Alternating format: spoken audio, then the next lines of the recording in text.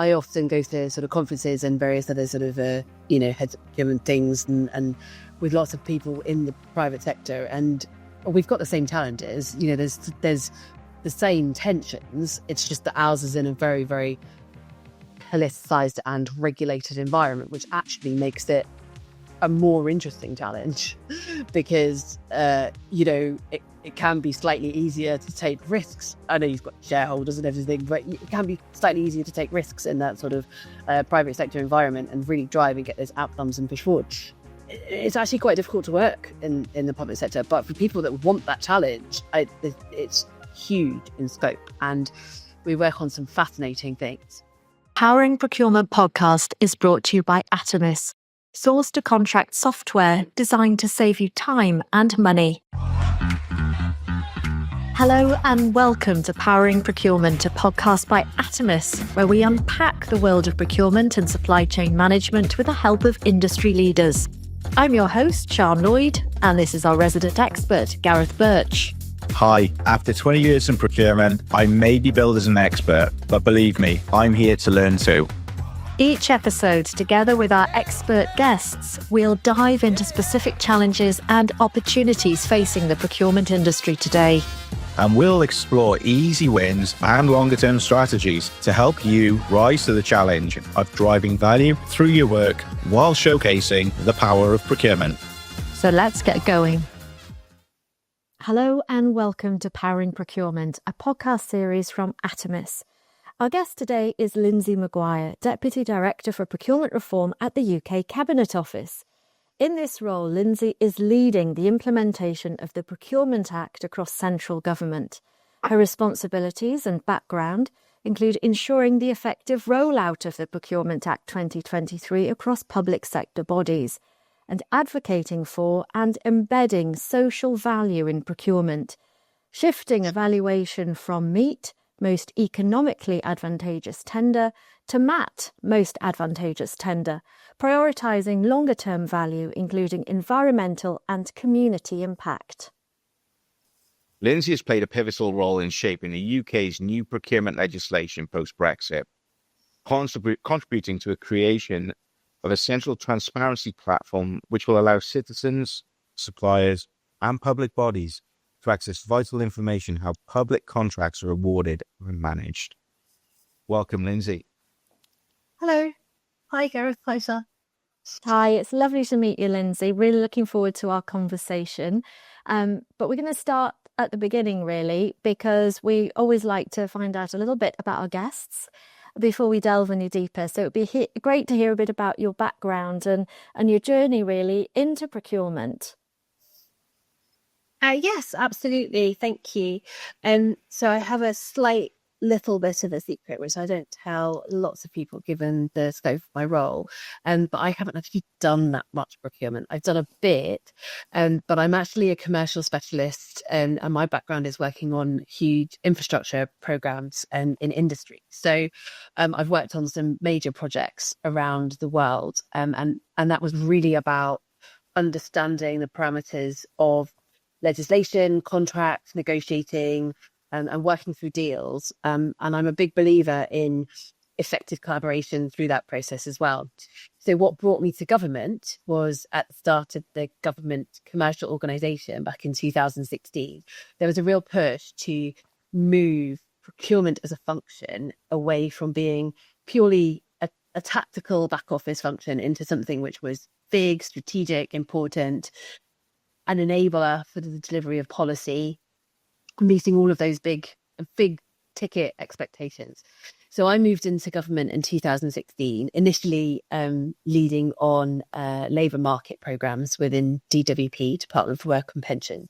And that market is quite interesting because it is so dependent on a few suppliers, but also government is an incredibly important customer. So having that appreciation for what that market was doing and how government plays its role and how we steward those suppliers through that was quite a good introduction to the world of public procurement. I then moved into the Cabinet Office in 2019. So, 6 years, time flies when you're having fun, I think. And initially my focus was on small businesses. So I'm a big believer in a fair and open competition. Procurement has got a huge role to play in how small businesses can develop and work with the public sector and really bring that innovation. So looking at some of those policies, working with central departments on how they're developing commercial strategies, but really friendly to the small businesses. We also had a target that spend, and that's where I got a really keen interest in commercial data, what transparency looks like, how we can make sure that we are publishing positive, transparent data throughout the whole of the commercial lifecycle. And then that role obviously led into the Procurement Act, which I can talk about being a benefit of leading the EU, and really redesigning how procurement works. I think through the last 4 years in this role, I've recognised that the legislation is one thing, and it's an incredibly important thing, obviously, but actually people, capability, culture, systems, which is appropriate for the sort of topic of this conversation, data, all of these things that underpin an effective procurement regime are perhaps equally as important as the regulators and the legislation itself. So we've tried to build up this transformation, which places people and culture and that change in the context of how we can move forward with our function. So I'm a huge advocate for the procurement function. I'm a huge advocate for the commercial function. And I think that this sort of sets the pathway to the future in quite a nice way. And I'm quite positive about it. Absolutely. And really, from what you were saying there, Lindsay, I think I picked up some of the themes that you were talking about through your career journey to date ahead of this particular piece of work. We're hearing some of those key themes, which actually, of course, we're seeing in the Procurement Act as well. So would you say that your journey really has shaped a little bit of leading up to what we're seeing now, has played some sort of part, certainly? Yes, I'd say so. So I think the obviously the sort of commercial knowledge around how markets work and how the interaction between some of that collaborative types of behaviours and collaborative procurement, I think has been really important in how we framed the Act. One of our key benefits is about maximising flexibility. So using procurement procedures in a way that makes sense for the market. And that means talking to suppliers about what works for the market and understanding the tensions that are in those commercial markets and designing procedures that make sense. Quite often procurement gets a criticism that it's overly procedural, there's too many bureaucracies, it's disproportionate, it's too much red tape. And a lot of that comes because we look at it as a process and we try to fit what it is that we're doing into that process rather than the other way around. So bringing that flexibility for me is a massive part of what we've developed through the Act. And the other side, as I've mentioned, is small businesses and breaking down those barriers. I've always framed it as the Cabinet Office and the government commercial functions role is sort of balancing the interests of the private sector and the public sector. So we want procurement to be streamlined, efficient, easy, flexible for all of the procurement teams around the country, of which there are thousands. But we also want it to be fair for small businesses, and we also want to develop that through policy. And that includes things like making sure that exclusions are strengthened, making sure that we're not taking risks with suppliers that might pose that risk. So having that balance, I think, is quite important, and understanding that procurement isn't just a procedural process from end to end. It's more about taking that whole life cycle approach. And that is the key to quite a lot of our messaging. And I think partly why we're having such rich conversations about the art of the possible when it comes to what the Procurement Act can deliver. That's great insight. And I think leads me up to getting your thoughts about how you think things have been going so far, really. I mean, we were lucky, weren't we, Gareth, on the podcast? I think it was back in November last year. We spoke to your colleague, Lisa Stubbs, Head of Open and Transparent Contracting at the Cabinet Office, ahead of Procurement Act 23 going live. So it was certainly very timely then. And I think very timely now that you've kindly agreed to join us on the podcast, Lindsay, because it would be great to get a bit of an overview from you at this stage about how you think deployment of the new legislation has gone overall? I mean, certainly, I'm sure it's a busy time at the Cabinet Office. Yeah. Although I'm starting to think that it's always a busy time at the Cabinet Office. There's no downtime because it's mid-August and I'm busier than ever. But it's all positive stuff. Yes. So Lisa, who is in my team and has been a huge advocate for transparency throughout the development of this, has been busy in the background working with the systems, digital platforms, and really kind of making sure that when we were ready to roll out a new regime, everything was as integrated as possible. So systems were in place, procedures were in place, guidance was in place, and everyone had what they needed to enable that rollout. I think there was a slight misconception that it was going to be this big bang. It's going to be like a huge moment. It was in terms of communications and engagement, but actually because procurement cycles are quite long, the sort of change is very gradual. So I think our expectations were with the first few months, we'd start seeing some good examples, we'd be able to draw on some interesting case studies and some interesting thought, but very much from the early adopters, the champions, the kind of organizations that really understand how they want their procurement functions to work. In reality, was actually seen a bit more than we were expecting, in terms of innovation, different ways of doing things, different way of thinking. And one thing that I've been particularly pleased with is we've always wanted to focus our kind of efforts a bit more on the early life cycle. So before you go to market, having those rich conversations with suppliers is really important. And there are already, I think, about 3,000 notices of pre-market engagement on the system, which are accessible for every supplier in all kinds of categories of spend.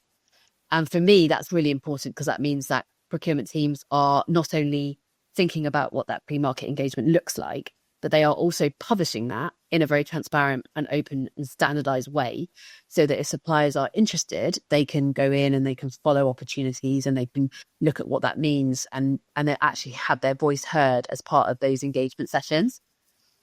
That's brilliant. That's really good. And the examples around some of that pre-market engagement, I think, are absolutely fantastic. The other really good thing, which actually is a very sort of tactical, it's probably like a slightly secondary thing, is because everything's in the public domain and because everything is standardized information, other procurement teams can go in and have a look and see what other procurement teams are doing. So I've already had quite a lot of anecdotal feedback, which says, actually, I've had a look at the central digital platform and my neighbouring council is about to go to market to buy something that I was just about to buy. So I'm going to give them a call and I'm going to collaborate and I'm going to talk to them. Now, that's good for suppliers because it means that you can keep tension in that competition, but it's also good for the public sector. It's also good for taxpayers, right? Because you're potentially removing some of the burden around that. So those stories of collaboration, I think, are really important. And that goes to the ethos that we've tried to build around why transparency is incredibly important. And obviously, Atimus has played a huge role in making that transparency possible. No, and I've got to be fair, transparency is very much the key thing from an e-sender perspective, has been the focus and the messaging back to e-senders, which is it makes sense. It allows us a very clear view of how we support our public sector clients. And personally, like with Data Geek hat on, the PDP solution is a fantastic turning point for public sector as well in regards to the data quality available. So I'm excited to see what's next with CDP. I know there's more coming and to come, and it is one where that data can go a long way to support procurement teams, and as you said, support public sector and the taxpayer. So I think it's really interesting times. And really interesting as well, Lindsay, to hear that obviously you're already getting feedback coming in, which is, I'm sure, something that you're very much welcoming. I mean, is there any other things that you can share at this stage in terms of the feedback that you're getting? Yeah, absolutely. So as Gareth said, embedding transparency throughout the life cycle has been quite key. And one of the things that we have legislated for the first time, which is the publication of pipelines. So we've basically asked all large authorities to publish a forward look of what that pipeline looks like for the next 18 months. That means that there's now 5,000 opportunities from across the whole of the public sector. We have got a little bit more to do to make that data more accessible. So my data geek hackathon, I think my vision for that is that suppliers will be able to use that as a really rich source of information and actually follow notices all the way through the life cycle. So if I'm a small business who's interested in construction in North Wales, I'll be able to look at what opportunities are coming up. And for me, the really important thing is that it is across the whole of the public sector. So whereas previously working with central government, working with local government, universities, NHS, all has a slightly different flavour, slightly different systems, slightly different ways of doing things. We've tried to standardise that in such a way that the information is consistent and standard. So if you want to work with the housing sector, if you want to work with universities, central government, local government, everything should all be in this standardised way. And that's quite important, especially for new entrants in the market. But it's also important for us as the public sector to be able to use that information and leverage that. So, for example, we're really keen on growing innovation and technology in different sectors. We can use those 5,000 notices to really target what people want to buy and use that to offer support in a way that we can in terms of that commercial expertise, which for me is really important.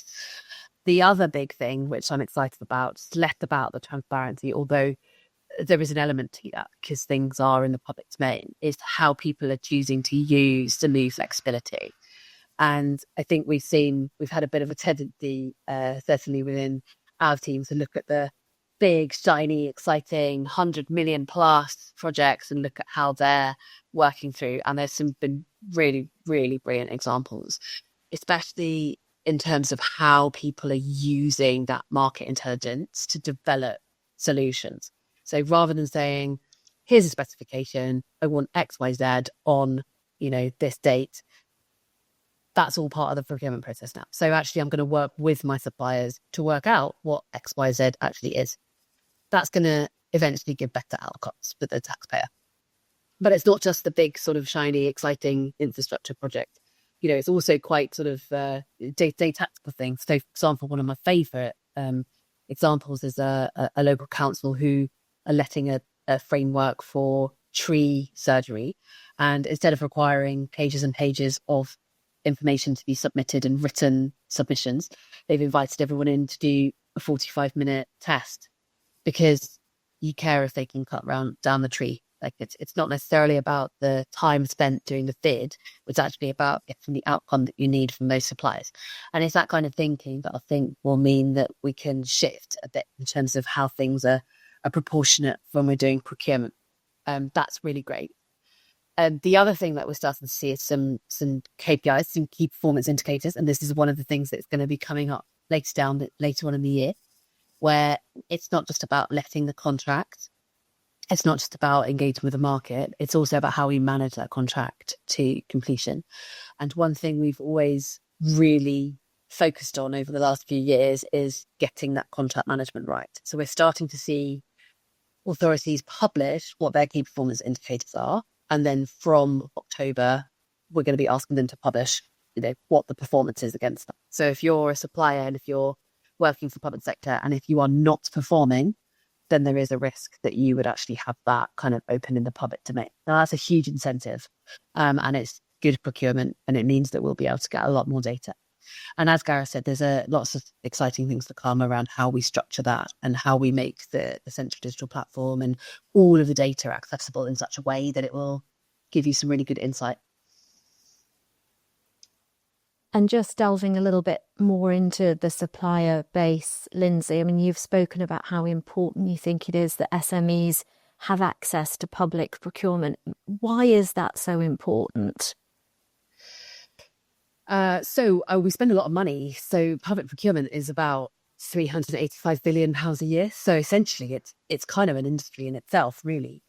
And working with the public sector is really good for SMEs. It's good to sort of help them grow as businesses, but also we are quite a good customer. So compared to sort of taking a risk in some of the areas of the private sector, we pay quite well. The public sector payment terms are quite, good in terms of the cash flows. It's good for small businesses. We're generally good at kind of letting the right contracts at the right level and the proportionate. I realise that there's always going to be some challenge and some criticism about whether we've got the proportionality right in some instances. I think that's the nature of managing such a large system. But actually working on some of the challenges that the public sector brings is good for small businesses in terms of their growth and their development. It's not just small businesses either. VCSEs, social enterprises, there's lots of things that the public sector delivers, which actually is based around needs of its citizens. So there is absolutely a great commercial model where social enterprises can be involved in the delivery of some of those services, especially at a local level and also at a clinical level for NHS services. So working with the VCSE sector, the voluntary charity and social enterprise sector, and new entries in that is also quite important. But generally, it's good for the country. It's good to see small businesses thrive. And I'm a big believer, and I think procurement has got quite an important role to play in the delivery of some of that wider policy. And that's what we've always advocated for in the Cabinet Office. Obviously, there's always going to be things which aren't suitable for SMEs. The classic example is you're never going to get a small business that's going to be able to deliver a bridge, motorway bridge, or a warship. But those opportunities create lots of opportunities in the supply chain. And so in my backgrounds on major infrastructure projects, we had a main contractor, but that main contractor had such a role to play in developing the supply chains and looking at how local small businesses could work.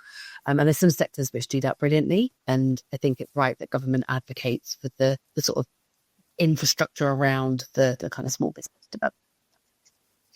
And I think some of the stuff you've introduced as well from with CDP helps SMEs as well. A big challenge out there facing procurement functions is how you make sure your supply chain complete due diligence information, go through the right checks, and the CDP solution, which you like, the design of it, is now allows them to input it once, have access across multiple public sector bodies, and give them that freedom to do it once and then update as required, which is great from an SME perspective because you're not spending hours, and it probably is days actually, completing these types of questionnaires. Yeah, absolutely. That's the end goal. Like if we can reduce some of that duplication, if we could reduce some of that bureaucracy, that would be great. And that is a long-term vision of CDP. Like if you have everything all in one place, then it just moves it out. And it also means that you build on that. So as you said, Gareth, due diligence, how are you making sure if another contracting authority is quite happily contracting with an SME, it means that they're no longer unproven and that you might be willing to take a bit more of a risk because they've got that kind of and all of that being in the public domain means that people should be able to sort of look at those small businesses as being, kind of valuable assets in their supply chain. And Lindsay, in terms of transparency, there, which we've spoken quite a bit about, and you have obviously explained that it's a core theme throughout the Act. In terms of that balance then, do you recognise that there is this balance to be struck between ensuring the transparency and managing then complexity and administrative burdens that imposes on public sector bodies? Is that something that you're sort of aware of and looking at? Yes, absolutely. So I think we've tried to limit some of the transparency elements to larger contracts in some instances. So, for example, the key performance indicators that I was talking about, that only kicks in at 5 million because actually we've recognised that you're probably not going to need to use those details for key performance indicators below 5 million. Similarly, for pipeline opportunities, that's 2 million. And that's because that's the point where the balance shifts between small businesses and larger businesses. So it just gives small businesses a little bit of a boost. So we have thought quite carefully about those thresholds and at what point this will be required. I totally get the kind of concern about burden. I totally get the concern around admin. What we've tried to do is we've tried to replicate things that would need to happen in the commercial process anyway, and replicate that in a standardized way. So instead of sending individual feedback letters and doing an individual feedback letter each time, for example, we've now got a standardized way of doing assessment summaries. So it might feel like a burden now because it's new and you've got to do the assessment summary, but actually it's replacing something that you would have had to start from scratch every single time, but you did that in your process. So I think a lot of the admin burden over time will soften out as it's embedded into people's processes. There is also the point that actually there is a reason why we put different hooks of transparency at different points. So contract change, for example, does introduce more requirements to do that publication of what's happening with that change. But that is because as a public sector, we've never been particularly good at doing that. And I say that obviously to sort of make the kind of point around admin. There are pockets of brilliant best practice, but there are challenges, and that's the types of things that we've tried to address through this transparency regime.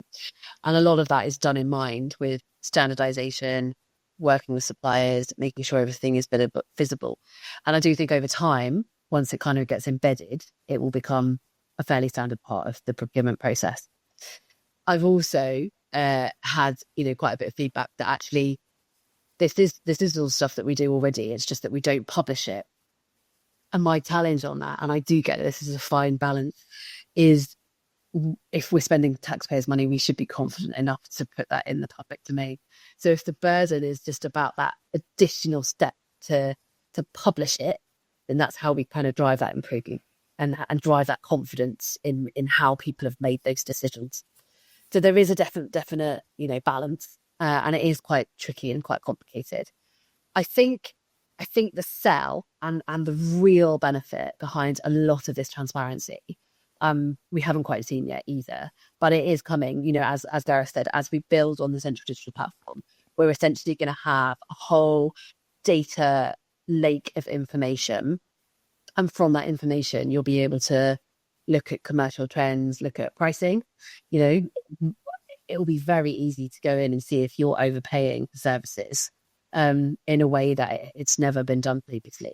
And to me, that's a huge benefit, which possibly outweighs some of the admin burden that might have been felt. Like if I can identify immediately that I'm potentially overpaying for something that somebody else is paying less for, that's a great benefit.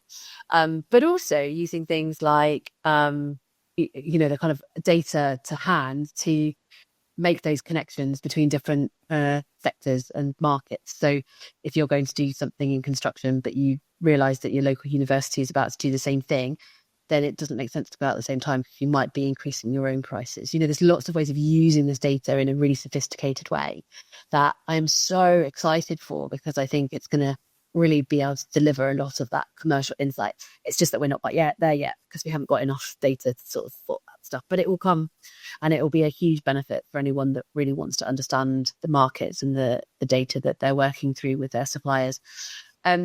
I am open to suggestions though, and I've always tried to be quite open with our stakeholders. So if there are things that are really feeling like they don't quite fit in terms of our narratives, then we are always eager to address that and make sure that people have got what they need in terms of that support.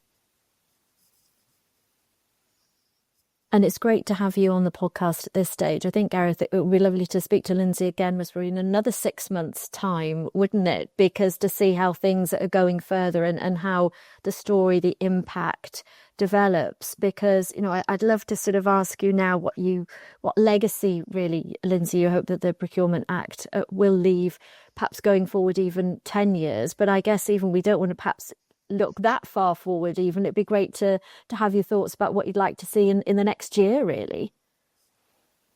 And yeah, so for me, it's that flexibility. So I really want to see some great examples of people challenging how they do things.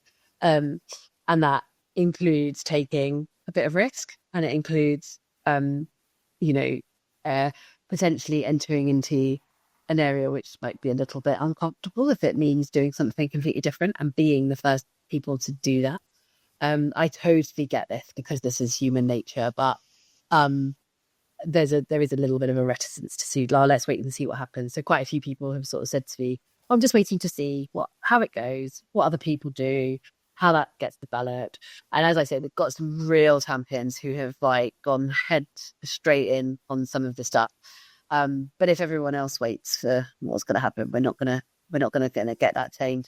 So I'm really keen that we've got some great case studies. I'm looking forward to seeing how the market and suppliers react to some of this as well. So there's some really interesting mechanisms that we could include in some of that flexibility. Supplier demonstrations, for example, driving innovation, outcomes, etc. All of this really, really good commercial stuff. So I think in a year, it would be brilliant if I had a bank of fantastic case studies where people have sort of tested the sort of boundaries of that flexibility and been successful and actually delivered some successful stuff. I think, and this is perhaps a woe betide us in the procurement profession. I think we don't get a lot of praise. You never hear someone say, "Oh, wow, that was an absolutely brilliant procurement. What a great," I mean, in the press, that's a great procurement. But as soon as procurement is the root of the problem, then it's all procurement's fault. Like, we always feel that we never get any of that praise, but actually get all of the criticism if it goes wrong. So I'd love to be able to have a few case studies that say, yes, this is what we've done, and this is the result of this flexibility, and sharing that. I do think that we learn from each other as well. And one of the sort of softer benefits that we've really kind of driven through the program and the comms and the engagement is that there's a big community now talking about challenges, talking about communities, which is great. And I want people to share their best practice and learn from each other and share something interesting and what has worked, what hasn't worked. Have those open conversations around how individual procurements are functioning, because I think that's how people are going to learn. They don't need to just hear it from me, and I'm sure lots of people are sick of hearing from me anyway, but listening to each other and like learning from that best practice, I think that would be brilliant. And I think I'm hopeful for that in the next couple of years. I know things will have to settle, and it hopefully is a very, very nice journey over the next year. But do you see this, or do you hope this will potentially attract good talent within procurement, away from potentially the private sector into public sector? Because I know in the past there has been difficulty with the transition between people from public and private, both directions, with how the different sectors operate, which has potentially put a barrier in the way. But now under the new regs, with more flexibility, with more data, it feels that these could be very, very good tools to attract more good talent into public sector. Yes, I hope so. Yeah, so definitely. So I mean, obviously that was my career journey. So having started in the private sector and then moved over about 9 years ago, I think it wasn't necessarily the regulated aspects of procurement that was excited me. It was more about the strategic commercialization of a function and all of that really interesting stuff around managing markets, managing big suppliers, managing those sort of strategic relationships. And I think that is a possibility for the function at any organization. So that's where there's a real draw to the public sector. And I often go to sort of conferences and various other sort of heads of procurement things and with lots of people in the private sector, and we've got the same challenges. There's the same tensions. It's just that ours is in a very, very politicized and regulated environment, which actually makes it a more interesting challenge because it can be slightly easier to take risks. I know you've got shareholders and everything, but it can be slightly easier to take risks in that sort of private sector environment and really drive and get those outcomes and push forward. it's actually quite difficult to work in the public sector. But for people that want that challenge, it's huge in scope, and we work on some fascinating things. And we have a bit of a competition at the moment in my team, because we have lots of fun looking at the data, which is what's the weirdest thing that we can possibly find that the public sector buys. And I won't tell you what it is, because otherwise that will give away my dope. But there's some weird stuff, but it's fascinating. We're kind of creating markets from scratch, and those are big challenges. I think anyone in procurement, or on the sort of commercial kind of contract management deal making side within the private sector, should be encouraged to look at the public sector as being kind of a vehicle for some of that. Obviously, I am biased because that is my career journey, but it's worked well for me, and I love it. Well, and you can't just do that to us. Whet our appetite like that. And now we're desperate to know, aren't we, Gareth? What is the strangest thing that is being brought you? There's a real cliffhanger for us to draw our podcast to a close, Lindsay, I have to say. And just picking up really on the thought you in one of your other answers about, the importance of case studies, of course, and storytelling really, and helping shine a light on successes. And certainly that's something that the whole aim of this podcast is shining a light on the procurement profession, which brings us to our final question, which we ask all our guests. And I appreciate, as you said, it's not been a career in procurement that you've had, but certainly perhaps looking from the point of view of where you are now, we're hoping that young people perhaps who are listening to this might be thinking of a career in procurement. But we know that, like many sectors, of course, there's retention, there's recruitment issues. So bearing all that sort of backstory and context in mind, what would you say to people? What would your key messages be around that in terms of perhaps that career in procurement? I know you've certainly been advocating for it in the public sector there, but it would be great to just get an overall end thought on that. Yeah, I think, so that's a good question. And actually, I think procurement as a function and as a profession is quite interesting, because it covers so many different aspects and different types of careers. And I know there's lots of roles that do that, but it also enables you to actually be quite specialist.